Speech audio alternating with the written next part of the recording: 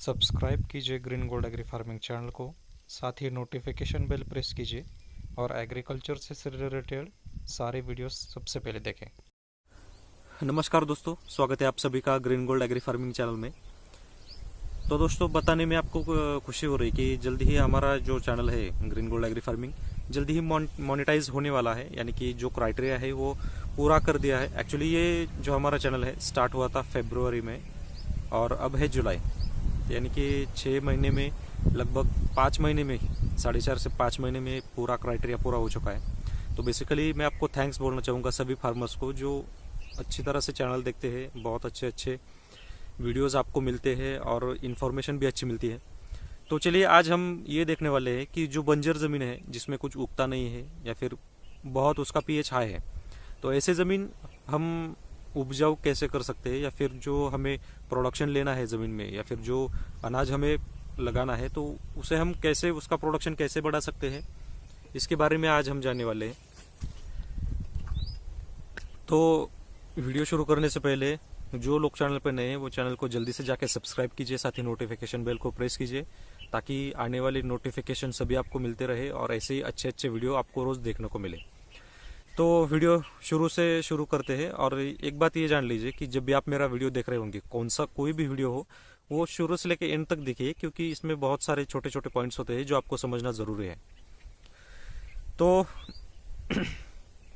सबसे पहले ज़मीन बहुत सारी टाइप्स की होती है जिनमें जो कि उपजाऊ नहीं होती है। कुछ ज़मीन ऐसे होती है कि जो बहुत सालों से ऐसे ही पड़ी हुई होती है, जिसमें आप कोई कुछ भी नहीं करते हो या फिर उसमें कोई इंटर क्रॉपिंग वगैरह कुछ नहीं करते हो। तो एक ज़मीन ऐसी।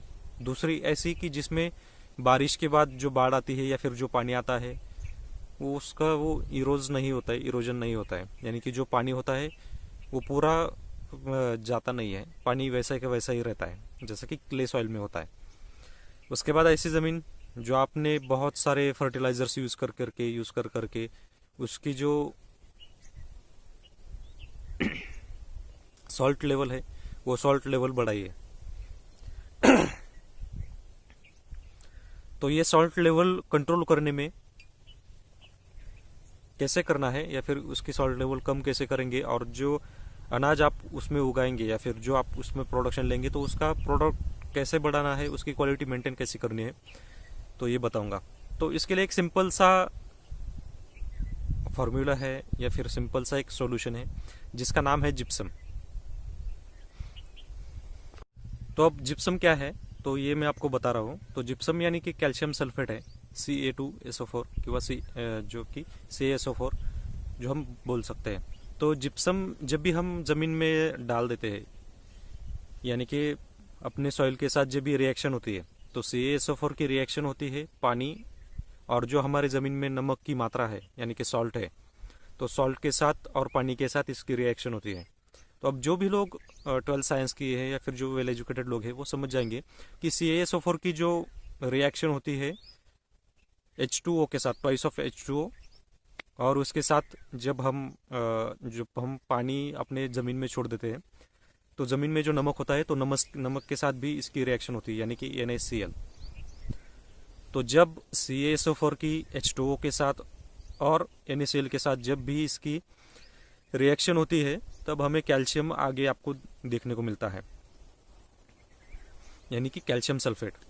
तो जहाँ पे आपका जो नमक होता है तो नमक इसमें नील होता है, क्लोरीन आगे जाके इवॉल्व होता है, यानी कि जो नमक की मात्रा है वो पूरी तरह से नील हो जाती है और उसमें आपको मिलता है कैल्शियम सल्फेट, यानी कैल्शियम मिलता है आपको उसके आप देखने के लिए। तो ये कैल्शियम की वजह से, यानी कि एक तरह का न्यूट्रिएंट आपको जो आपके क्रॉप को चाहिए कैल्शियम की तरह, तो calcium, magnesium, phosphate, phosphorus, potash, तो ऐसे मात्रा आपको आपकी ज़मीन में मिलती है। यानी कि जब भी ये सॉल्ट माइनस होता है तो आप इस ज़मीन में उपजाऊ कर सकते हैं या फिर ये उपजाऊ हो जाती है। यानी कि जब भी आप जिप्सम यूज़ करेंगे तो जो आपकी ज़मीन में जो सॉल्ट है, जो सॉल्ट की परसेंटेज है वो पूरी तरह से नील हो जाएगी, कम हो जाएगी। यानी कि आप उस ज़मीन में फिर से कुछ भी उगा सकते हैं। और जिस ज़मीन में आपका पानी नहीं जाता है, पानी पूरी तरह से इरोज नहीं होता है, तो ये पूरी तरह से हो जाएगा। जो ज़मीन बहुत जिसे आप चिकना बोलते हैं, जो कि चिपचिपी होती है, तो ये चिपचिपी नहीं होगी, पूरी तरह से ड्राई होगी और अच्छी होगी। तो ये इसकी जिप्सम की जो मात्रा है ये आपको पर एकड़ में कम से कम 2 टन से लेकर 4 टन तक डालनी है, जो कि 1 एकड़ के लिए मीडियम है। अगर आप किसी ऐसी ज़मीन है जो कि जिसकी पीएच लेवल थोड़ी सी ज़्यादा है, तो इसमें आप लगभग 500 किलो या फिर 500 किलो से लेकर 700 किलो तक डाल सकते हैं, सिर्फ आपका प्रोडक्शन बढ़ाने के लिए।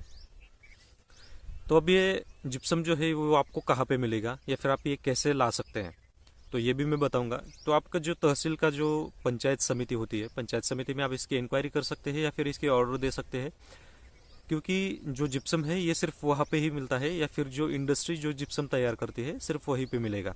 आप ऐसे किसी फर्टिलाइजर की दुकान में जाएंगे तो ये आपको बिल्कुल नहीं मिलेगा, कोई देगा भी नहीं और किसी को शायद पता भी नहीं होगा। तो ये जिप्सम बेसिकली बहुत कम कॉस्ट होती है इसकी, लगभग 130 से लेके 150 या फिर 250 पर 50 kg का बैग आता है। तो यानी कि ये बहुत कॉस्टली नहीं है।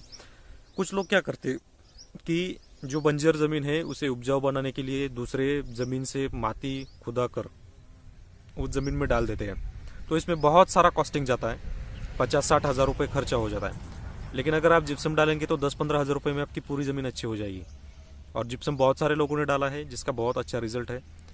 अगर आप भी बनाना चाहते हैं तो पहले सिर्फ 1 एकड़ में करके देखिए, और 1 साल में आप मुझे बता देंगे कि जिप्सम से की वजह से आपको क्या इफेक्ट मिला है, क्या रिजल्ट मिला है। तो ज़रूर बताइएगा ये वीडियो आपको कैसा लगा है। अगर आप बंजर ज़मीन को उपजाऊ बनाना चाहते हैं तो 10-15 हज़ार में भी बना सकते हैं जिप्सम डाल के। तो ये ज़रूर बनाइए, अच्छे रिजल्ट आपको मिलेंगे, प्रोडक्शन अच्छा मिलेगा और खर्चा भी बहुत कम होगा। तो ऐसे ही अच्छी वीडियोज़ के लिए चैनल को सब्सक्राइब करना ना भूलें, और कमेंट ज़रूर करना और लाइक ज़रूर करना अगर वीडियो अच्छी लगी हो। इसके अलावा अगर कोई और प्रॉब्लम्स हो तो कमेंट कर सकते हो। तब तक के लिए धन्यवाद।